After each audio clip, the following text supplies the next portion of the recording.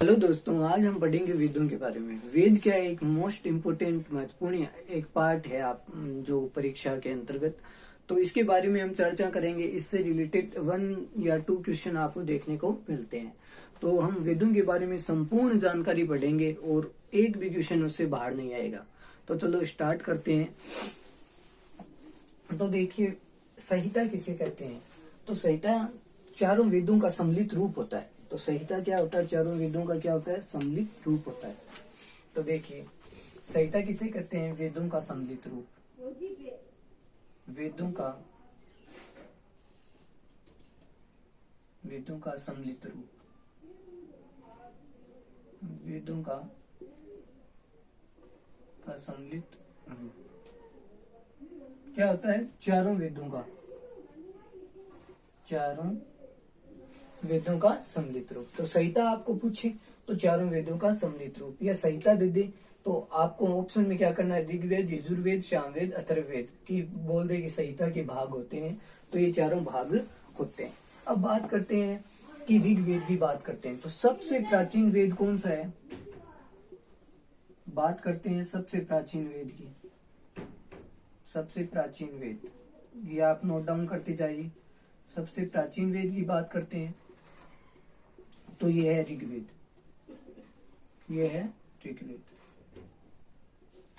और सबसे नवीनतम की बात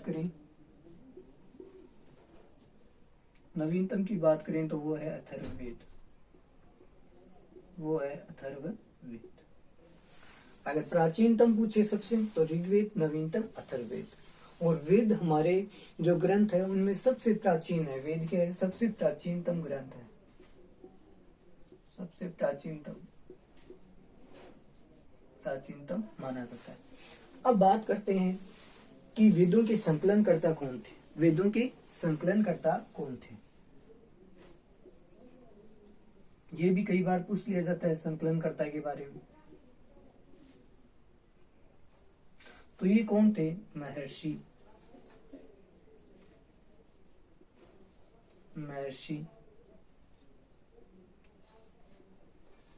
कृष्ण द्विपायन। तो ये कौन थे? महर्षि कृष्ण द्विपायन। तो आपको सीधा सा क्वेश्चन पूछ लेता है कि वेदों के संकलनकर्ता कौन थे? तो महर्षि कृष्ण द्विपायन थे। अब अभी इतना नोट डाउन कीजिए, बाकी चलेंगे हम। तो देखो, चारों वेदों का सम्मिलित रूप क्या कहलाता है? संहिता कहलाता है। सबसे प्राचीन वेद कौन सा? ऋग्वेद। नवीनतम कौन सा? तो अथर्ववेद। और संकलनकर्ता का पूछे तो महर्षि कृष्ण द्विपायन। अब बात करेंगे हम आगे। अब आपको ऐसा पूछा जाए कि ऋग्वेद, अब ऋग्वेद के अंदर पढ़ेंगे हम।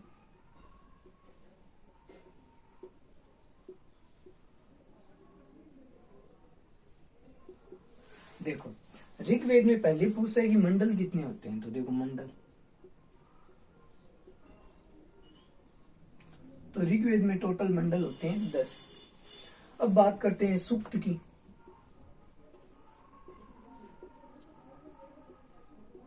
अब आपको सूक्त पूछ लिया तो 1028 क्या होती है? सूक्तियां होती है। अब आपसे पूछेगा ऋचाएं कितनी होती है। अब ऋचाएं कितनी होती है? तो वो होती है 10,462। तो देखो, सीधा सा पूछता है कि भाई ऋग्वेद में मंडल कितने हैं? तो 10। सूक्त पूछ लेता है तो 1028, और ऋचाएं पूछ लेगा 10,464। और ऐसा भी पूछ सकता है कि ऋग्वेद से रिलेटेड कौन सी चीजें हैं। तो ये 3 दे देगा, मान लो ये 2 दे दे, या ये 3 दे दे, एक आपको गलत भी दे सकता है। तो ये तीनों याद रखना आप। अब बात करते हैं कि ऋग्वेद क्या है। ऋग्वेद में मंडल कौन कौन से हैं? मोस्ट इंपोर्टेंट, तो एक तीसरा मंडल,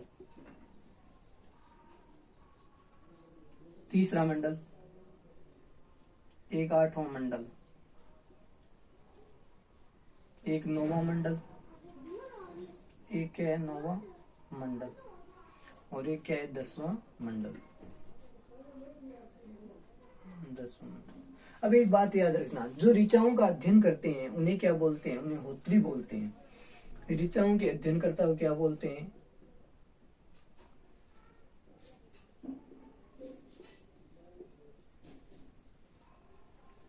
ऋचाओं के अध्ययन करता हो क्या बोलते हैं? होत्री। तो सीधा सा क्वेश्चन पूछ लेगा कि भाई ऋचाओं के अध्ययन करता हो क्या बोलते हैं? तो होत्री बोला जाता है। अब देखो तीसरा मंडल, आठवां मंडल, नौवां मंडल और 10वां मंडल, ये मोस्ट इंपोर्टेंट है। देखो तीसरा मंडल किसके? तो जो गायत्री मंत्र है वो तीसरे मंडल के अंदर है। गायत्री मंत्र की बात करते हैं तो गायत्री मंत्र कौन से मंडल में? तीसरे मंडल में। और किस देवता को समर्पित है? तो सूर्य देवता के लिए है इसमें, ये सूर्य देवता को समर्पित। अब बात करते हैं आठवें मंडल की। तो देखो जो ऋचाओं का अध्ययन करते हैं या पाठ करता होते हैं उन्हें आठवें मंडल में क्या कहा गया है? खिल कहा गया है। खिल कहा गया है पाठ करता हो।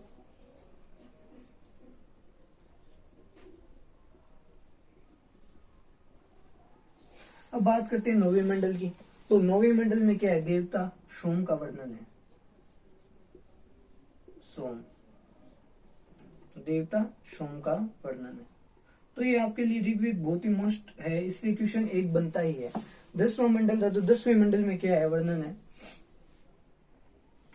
10वें में पुरुष सूक्त का वर्णन है। ये काफी मोस्ट क्वेश्चन है, पुरुष सूक्त का वर्णन। अब बात करें सर पुरुष सूक्त क्या होता है? पुरुष सूक्त क्या होता है? इसमें जातियों को 4 वर्णों में बांटा गया है। तो इसमें देखो पहली कौन कौन सी? देखो ब्राह्मण, क्षत्रिय, ब्राह्मण है, क्षत्रिय है, वैश्य और शूद्र। और इसमें बताया गया कि इन चारों जो जातियां इनकी उत्पत्ति कहां से हुई है? ब्रह्मा से हुई है। कहां से हुई है? ब्रह्मा से।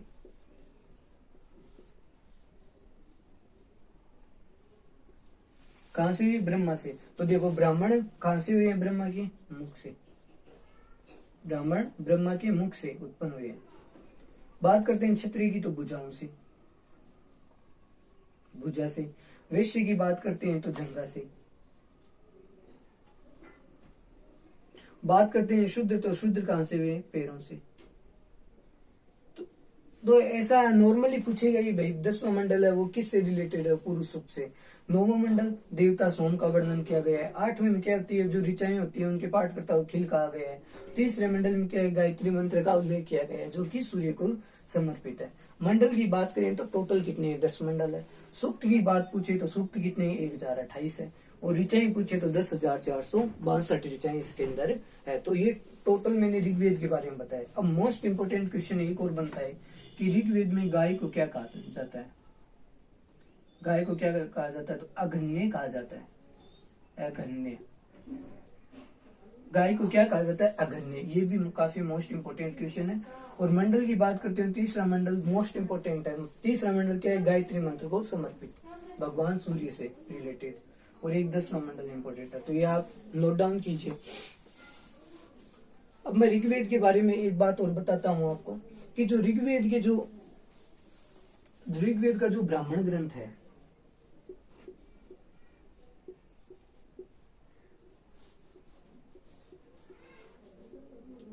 ऋग्वेद का जो ब्राह्मण ग्रंथ है उसे क्या कहते हैं? ऐत्रेयी। उसे कहते हैं ऐत्रेयी। तो ब्राह्मण ग्रंथ को क्या कहते हैं? ऐत्रेयी कहते हैं। ये भी नोट डाउन कीजिए। तो देखो मैंने ऋग्वेद सारा आपको करवा दिया है, तो इससे रिलेटेड एक भी क्वेश्चन बाहर नहीं आएगा। तो हम बात करेंगे अब शाम यजुर्वेद की।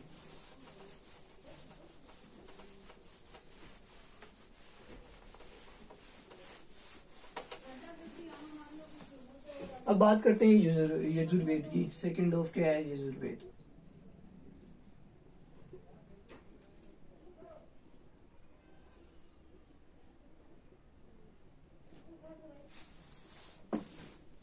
यजुर्वेद की बात करते हैं। देखो तो यजुर्वेद किससे रिलेटेड है? यज्ञ से। देखो नाम क्या है? ये तो ये से क्या हो गया? यज्ञ। ठीक है। अब पुराने जमाने में क्या होता था? जब यज्ञ किया जाता था ना, तब क्या था? बलि का प्रधान था कि बलि दी जाती थी। तो इसमें क्या है? बलि के नियम, बलि देते समय बलि के नियम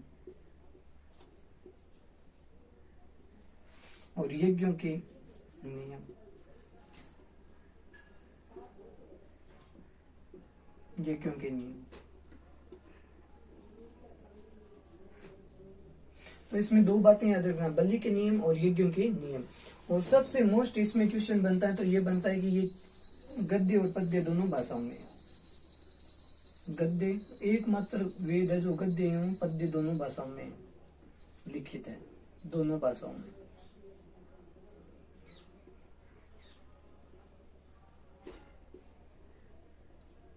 तो देखो यजुर्वेद तो बलि के नियम इससे संबंधित है, किससे संबंधित है? यज्ञ से। यज्ञ के नियम भी इसमें संकलित है और गद्य एवं पद्य दोनों भाषाओं में ये क्या है? पाया जाता है।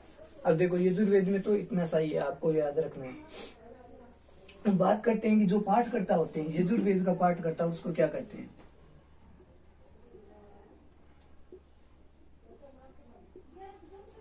पाठकर्ता को इसमें कहते हैं उद्धात्री।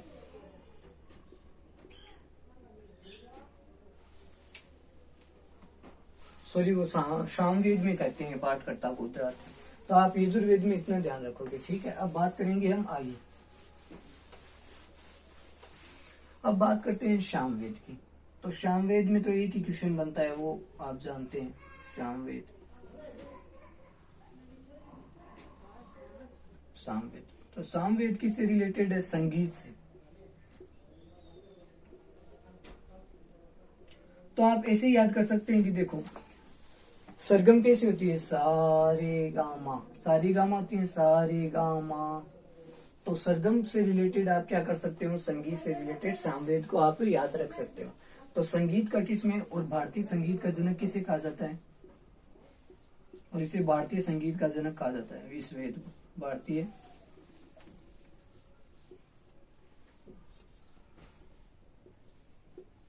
भारतीय संगीत का जनक। तो ये भी काफी बार पूछा जाता है कि भारतीय संगीत का जनक किसे कहा जाता है? तो ये सामवेद को कहा जाता है। तो ठीक है, सामवेद से रिलेटेड नहीं। और सामवेद में पाठ करता हो क्या कहते हैं? उद्धात्री कहते हैं। पाठकर्ता उद्धात्री, उद्धात्री। अब बात करते हैं, एक मोस्ट क्वेश्चन बनता है इनसे रिलेटेड, दोनों जो है ये सामवेद और जो यजुर्वेद है, ये भी कभी कभी पूछता है। सामवेद,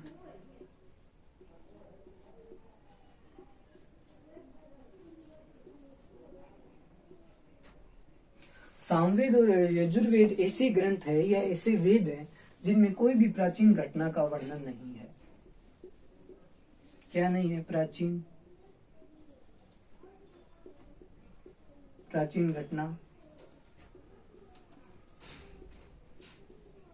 का वर्णन नहीं है।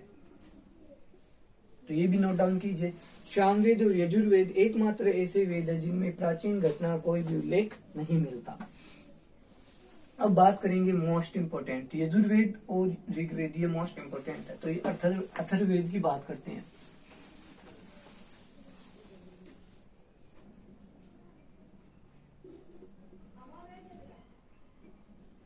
वेदों से रिलेटेड आपके एक भी क्वेश्चन बाहर नहीं जाएगा। अथर्ववेद की बात करते हैं। देखो अथर्ववेद में क्या मिलता है? देखो इसकी पहले तो बात करते हैं इसको लिखा किसने था, इसकी रचना किसने की थी, या रचना की थी अथर्व ऋषि ने।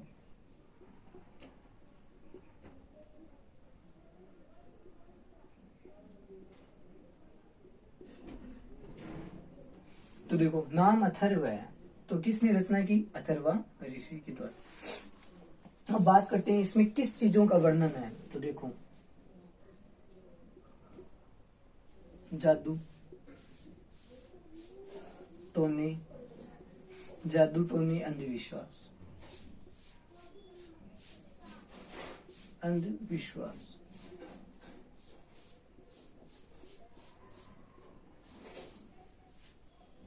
तो देखो इसमें किस चीजों में वर्णन मिलता है? जादू टोने हो गया, अंधविश्वासों का वर्णन इसमें मिलता है। अब सेकंड बात करते हैं,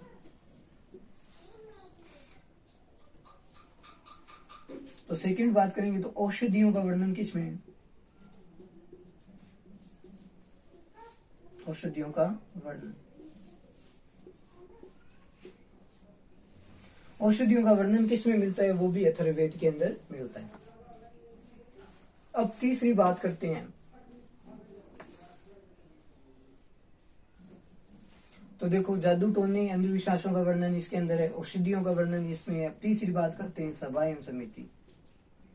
ये काफी मोस्ट है, एसएससी में तो ये पूछा ही जाता है, सभा एवं समिति।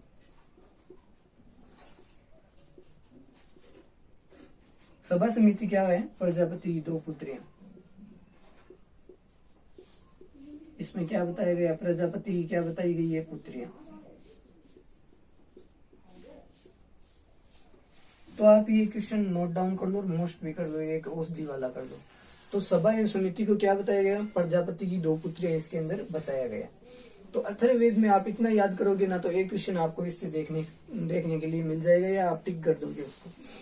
देखो, अथर्ववेद रचना अथर्ववेद ऋषि द्वारा। जादू टोने अंधविश्वासों का वर्णन इसमें मिलता है। औषधियों का वर्णन इसके अंदर मिलता है। सभा एवं समिति को क्या बताया गया? प्रजापति की पुत्रियां बताया गया है। अब कुछ वेदों के बाद में देखो, वेदों का सुव्यवस्थित अध्ययन क्या कहलाता है?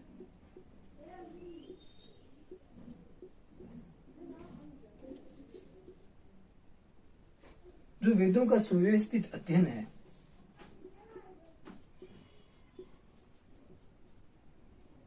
वेदों का सुव्यवस्थित अध्ययन क्या किस में मिलता है? वेदांगों में।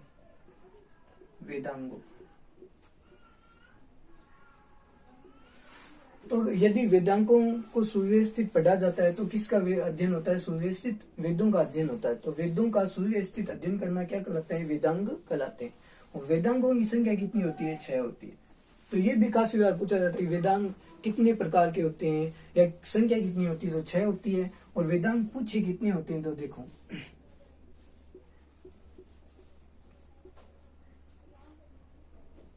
शिक्षा, शिक्षा, कल्प, निरुक्त।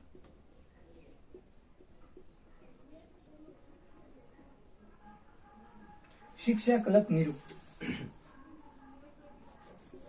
व्याकरण, छंद, और ज्योतिष।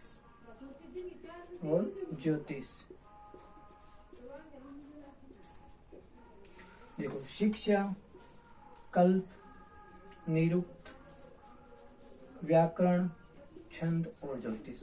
मैं आपको बात करना चाहता हूँ, कोई भी शॉर्ट ट्रिक नहीं होती, सब क्या है, याद ही रखना पड़ता है। तो कोई शॉर्ट ट्रिक नहीं है, आप इनको याद कर देखो, शिक्षा, कल्प, निरुक्त, व्याकरण, छंद, ज्योतिष। कोई चीजें होती है कठिन, उनके लिए शॉर्ट ट्रिक बनती है जो याद होती है।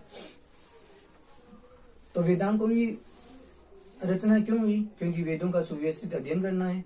और शिक्षा, कल्प, निरुक्त, व्याकरण, छंद और ज्योतिष, ये वेदांगों की संख्या है और ये वेदांग है। तो बात करेंगे आगे, कुछ मोस्ट इंपोर्टेंट क्वेश्चन बनते हैं, थोड़े थोड़े उनसे रिलेटेड बात करते हैं। जैसे स्मृति।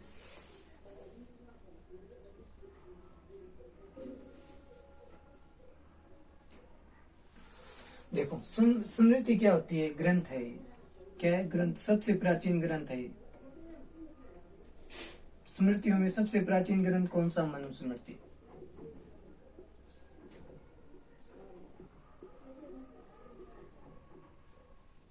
तो सबसे प्राचीन ग्रंथ कौन सा है स्मृतियों में? मनुस्मृति। और इसमें किसके बारे में बताया गया है? तो इसमें दुर्गों के बारे में बताया गया है, या राजनीतिक चीजों के बारे में। दुर्ग और राजनीतिक।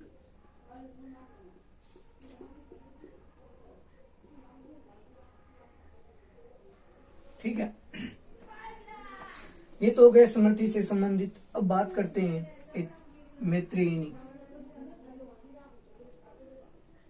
मैत्रेयनी क्या है? तो ये भी काफी बार पूछा जाता है। मैत्रेयनी क्या है? सबसे गिरी हुई जो स्त्री की हरकत होती है वो मैत्रेयनी में दिखाई गई। तो स्त्री की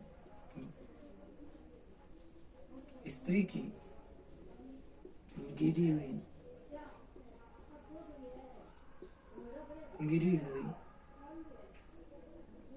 हरकत। ठीक है। मैत्रियनी क्या है, स्त्री की बुरी एकदम गिरी हुई जो हरकत होती है वो मैत्रियनी के अंदर बताई गई है। अब बात करते हैं थोड़ा आगे उपनिषद की बात कर लेते हैं। ज्यादा कुछ नहीं पढ़ेंगे। उपनिषद की संख्या कितनी होती है? 108। इतना आप पता रखना। उपनिषदों की संख्या कितनी होती है? 108 होती है। तो देखो, स्मृति ग्रंथों में मनुस्मृति है जिसमें दुर्ग और राजनीति के बारे में बताया गया। मैत्रियनी स्त्री की गिरी हुई हरकत है जिसमें स्त्री को पुरुष का तीसरा दोष बताया गया। उपनिषद 108 होते हैं टोटल। अब देखो एक चीज और, ये भी पूछा जाता है, जाबालो उपनिषद।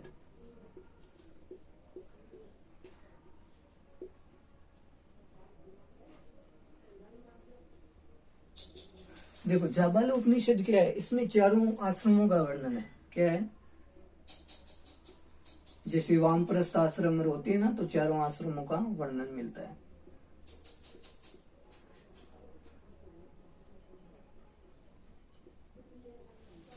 इसमें चारों आश्रमों का वर्णन मिलता है। तो देखो मैंने आज आपको क्या करवाए, वेद सारे करवा दिए। अगर आपको अच्छा लगे तो देखना या लाइक करना, नहीं तो कोई दिक्कत नहीं है। तो संहिता क्या होती है? चारों वेदों का जो सम्मिलित रूप होता है ना, उसे संहिता कहते हैं। ऋग्वेद होते हैं तो ऋग्वेद में 10 मंडल होते हैं। 10 मंडल होते हैं। ऋचाएं कितनी होती है? तो ऋचाएं होती है 10,462। बात करते हैं यजुर्वेद की, तो यजुर्वेद किसके लिए है? यजुर्वेद यह से क्या हो गया, यज्ञ, तो यज्ञ के लिए। और यज्ञ पहले किए जाते थे तो बलि दी जाती थी, तो यज्ञ और बलि के लिए कौन सा प्रसिद्ध है? यजुर्वेद। बात करते हैं सामवेद, तो सरगम रिलेटेड रखो, सारे गामा, तो सरगम किसके लिए होती है? संगीत से रिलेटेड। तो सामवेद हमेशा किसके लिए आएगा? संगीत से रिलेटेड कौन सा वेद होगा? सामवेद। अथर्ववेद की बात करते हैं तो अथर्ववेद जादू टोने और औषधियों का वर्णन अथर्ववेद में होता है। मोस्ट इंपोर्टेंट क्वेश्चन बनता है सभा एवं समिति, जो कि प्रजापति की 2 पुत्रियां इसके अंदर बताया गया है। अथर्ववेद किसके द्वारा रचित है? तो अथर्व ऋषि के द्वारा रचित है। बात करते हैं स्मृति ग्रंथों, मनुस्मृति दुर्गों एवं राजनीतिक चीजों के बारे में बताया गया है। मैत्रियनी स्त्री की गिरी हुई हरकत बताई गई और पुरुष का तीसरा दोष बताया गया। उपनिषदों की संख्या 108 होती है। जबालो उपनिषद क्या है? चारों आश्रमों का वर्णन इसी के अंदर मिलता है। अब मैं पुराण के बारे में और बता देता हूँ। अब इतनी बात हो गई तो पुराण के बारे में एक क्लास में हम पूरा कर देते हैं। पुराण, तो पुराण में सबसे पुराण कौन सा प्राचीन है? तो प्राचीनतम कौन सा है? तो वो है मत्स्य पुराण। मत्स्य पुराण, तो ये आप इतना ध्यान रखना। मत्स्य पुराण कभी कभी आता है कि पुराण कौन सा प्राचीनतम पुराण है, तो मत्स्य पुराण। धन्यवाद।